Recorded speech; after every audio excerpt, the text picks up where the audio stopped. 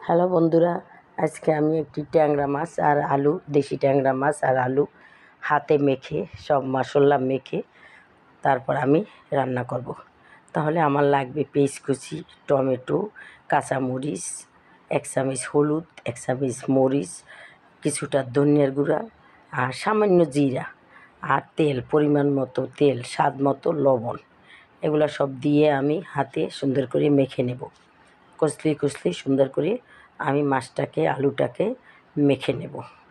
মাখা হয়ে গেলে আমি সামান্য পানি দিয়ে দেব, পরিমাণ মতো যেটুক লাগে আমি পানি দিয়ে দেব। পানি দিয়ে সুন্দর করে তারপর আমি চুলার ভিতরে বসিয়ে দেব। তাহলে দেখেন আমার মাখা হয়ে গেছে, মাছটা আমার হইতেছে। আস্তে আস্তে বসাই দিছি কিছুক্ষণ আগে। দেখেন কত সুন্দর মাছটা। দেশি মাছ খেতে খুবই মজাদার, সুস্বাদু। এইসব মাছ সবসময় পাওয়া যায় না, মাঝে মাঝে পাই, আমি তখন নিয়ে আসি। এখন আমি পেয়েছি, তাই আমি রান্না করতেছি।